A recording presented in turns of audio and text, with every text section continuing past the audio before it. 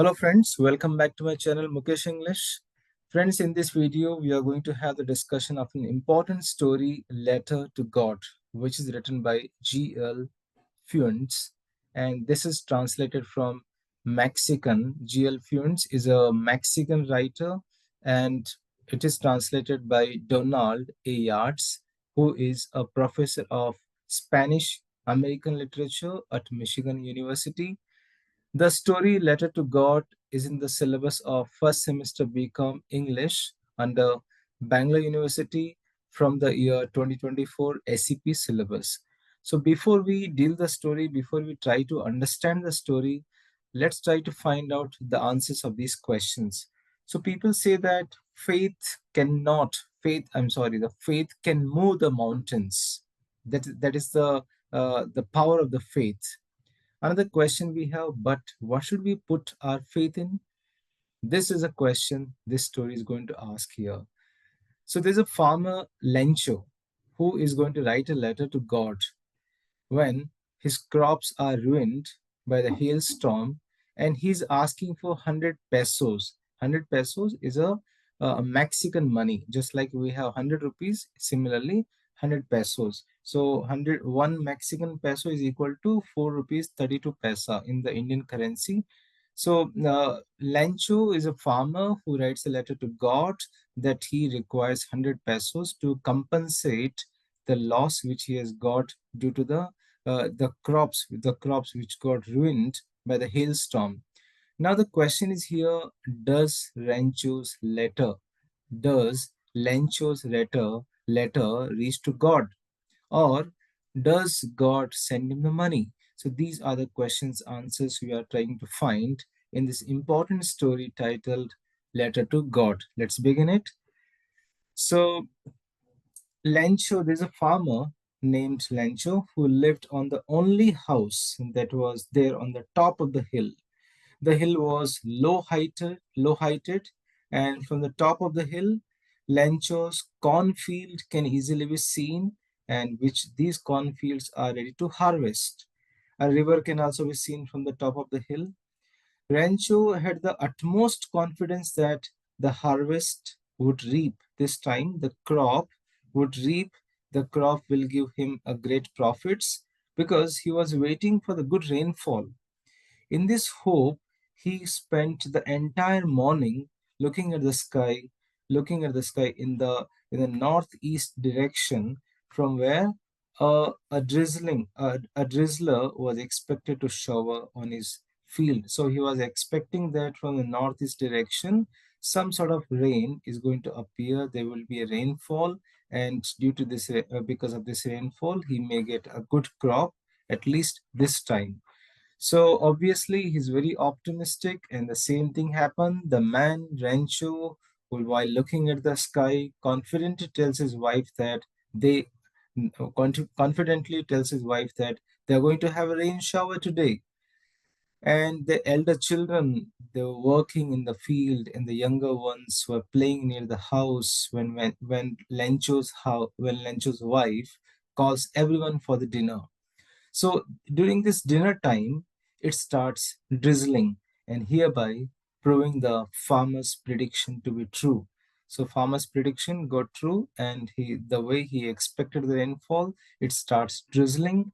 The wind was pleasant, and the clouds can easily be seen approaching from the northeast sky. Lencho, he goes out of the house to experience the rainfall. He would like to enjoy that moment, and he calls the drizzle just like the coins. He says that these drizzles are like the coins, and the large droplets are equal to 10 cents, and the smaller droplets are equal to 5 cents. So he counts in that manner. He says so because these raindrops would ensure a good crop, which would bring a lot of money. So for him, each and every drop is important. So he has counted the large droplets as the 10 cents, and the smaller droplets as the 5 cents. So this is how he's imagining that if this rainfall really goes on in the same manner, definitely he will have a very good crop this year. But what happens? On seeing everything is going on as expected, Lancho looked at the field. The flowers are covered with the droplets, which seemed as if they were wrapped in a curtain. Unexpectedly, what happened? Strong wind started blowing, leading to a hailstorm. So the very gentle drizzling has turned into a great tufan, great storm, a great hailstorm. And what happens satirically, ironically, the writer refers to these pellets of frozen rain as a new silver coins. The innocent boys, they become very playful. They went out in the rain to play, and they are collecting these hailstones. Olegirna, these hailstorms. If you look, you can look at these pictures, and these hailstones are like frozen pearls. So it's very satirical statement here where he says that these hailstorms are now turned into the frozen pearls. The farmer Lencho now starts worrying, and he hopes that the storm gets over very quickly. And to his utmost disappointment, it doesn't happen. The hailstorm continues, and these hailstones has covered the entire valley, including his house, his garden, the hillside, and obviously his cornfields also. So it made everything look so white. It seems that it seemed that as if the whole field was covered with the salt. So this is how the complete crop was damaged. The complete crop has got ruined due to these hailstones, this hailstorm. So Lancho became very stressed, very disappointed, as everything went against his plan.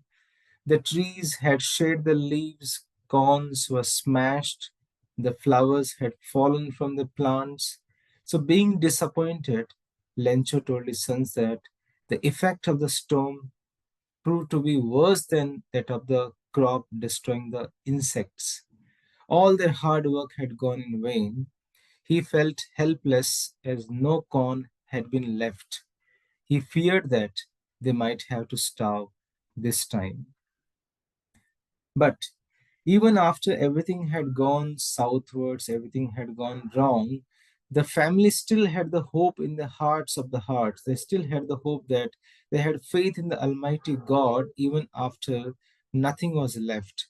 They gave each other support and they recalled a saying which always assures that no one ever dies of starvation. Still, they are very optimistic.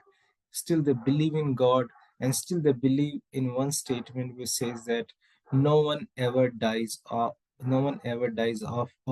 starvation. No one ever dies of starvation. So finally what happens? Lancho spent his entire night thinking of the only option left. He was thinking only one option is left now. Let him seek the help of Almighty God. He thought that he should inform to Almighty God, and he started to think, and he thought of writing a letter to God, conveying his grievances. So, despite spending all these years working at the farm, he knew how to write. So, he has learned how to write a letter. So, now that skill is going to be useful.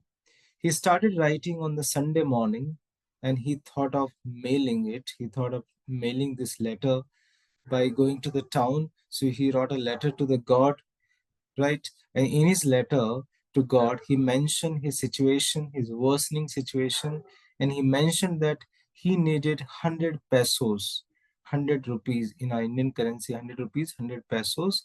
That is the American currency, 100 pesos to recover the loss, to regenerate the crops along with the surviving until they are ready to harvest. So in his letter to God, he has requested that please grant me, give me 100 pesos so that he can recover the loss. At least he can survive until the next harvest gets ready. So on the envelope, he wrote to the God. So generally, when we write a letter to the receiver's address. So in the receiver's address, he wrote to the God. Then at the post office, he placed the stamp on the letter and he dropped the letter into the mailbox. So he has written a letter to the god and he has demanded 100 pesos to recover the loss or to survive at least. And he has addressed this letter to the Almighty God. So now let us see who is going to receive this letter. So what happens? A postman who was also an employee of, obviously a postman, noticed Lancho's letter and he showed this letter to the postmaster, because when he saw this letter was addressed to the god, he, out of curiosity, he showed this letter to the postmaster. So the postman and the postmaster, both of them felt very happy. They were surprised at the amount of faith Lencho has in God, and because he has written a letter to God. Then the postmaster opened the letter, he read the letter, and he thought of replying it. So, to keep Lencho's belief intact. But the expected reply was not by words, because he cannot reply by words because the demand was for money. So the expected reply was in the form of money. So Lencho had demanded 100 pesos. The postmaster, along with his colleagues and his new friends, they collected some sort of amount to help Lencho, not exactly 100 pesos, but at least some sort of amount they collected, like a crowdfunding, and to help Lencho. The postman was only able to collect an amount not more than half of what was required. So 100 pesos was required. So close to 100, not exactly 100 pesos, but at least more than half of 100 pesos, postman and his colleagues, they were able to collect from each other. Then the postman addressed this letter to Lencho along with the letter, which was undersigned by the god. So again, like in the form of like money order, we can say, and it was again addressed to Lencho, undersigned by the god, as the god has sent, right? So this letter reaches to Lencho. So next Sunday, the postman handed the letter to Lencho, and postman was waiting to see Lencho very joyful and surprised, while the postmaster, feeling satisfied, oversaw it from his office. And both of them, they were observing how the reaction would be. What would be the reaction of Lencho? So something different. What happened when Lencho opened the letter?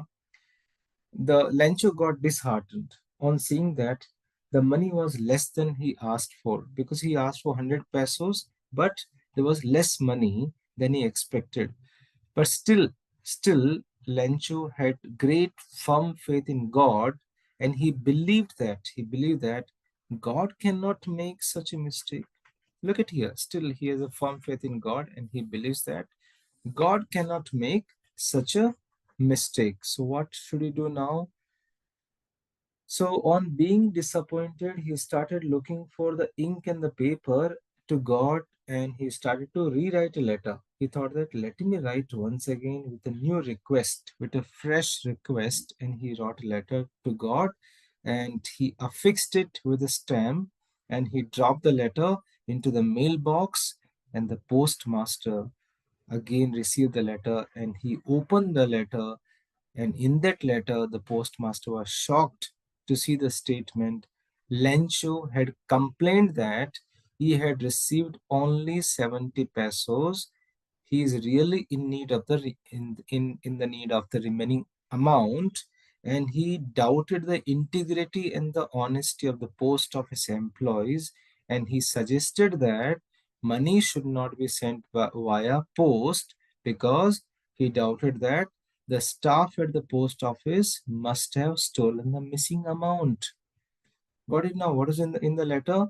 In the letter, he wrote to God, "My dear God, I received only 70 pesos.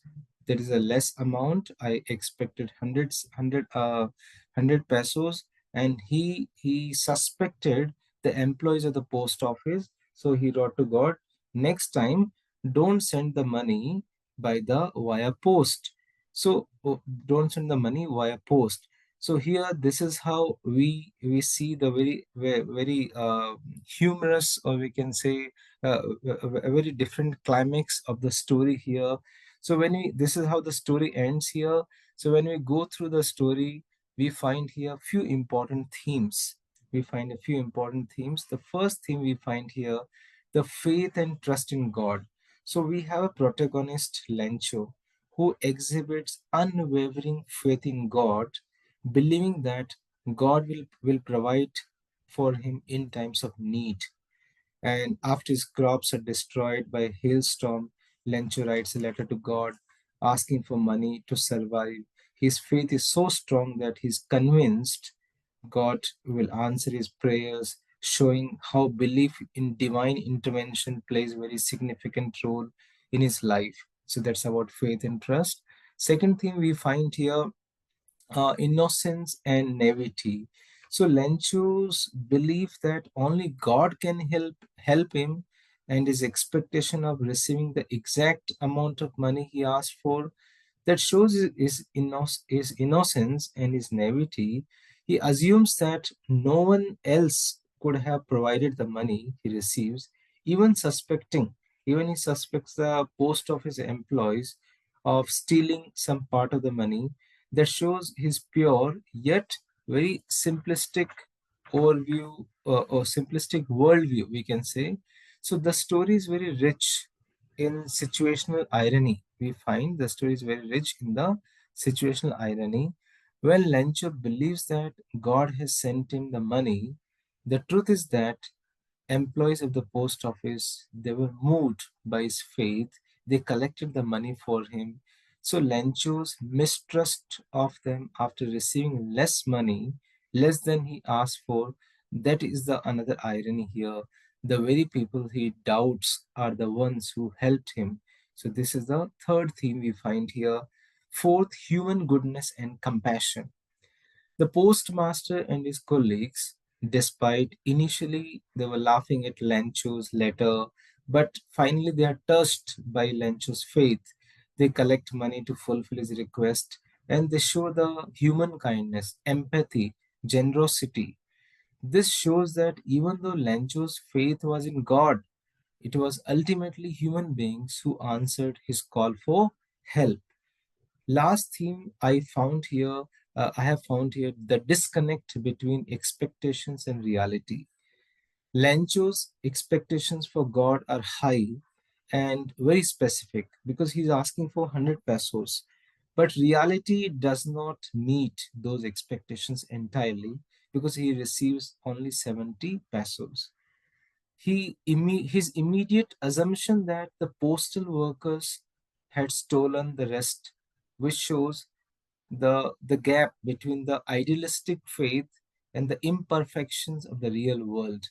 So, friends, these themes together create a powerful narrative about the intersection about the, we can say, interconnectivity of faith, human nature, and the irony in the daily life. So friends, this is how I have tried to simplify the story, the story here, Letter to God by G.L.Fluents, the Mexican writer. So if you like this video, if click on the like button, write in the comment box, share this video to your friends, to your classmates.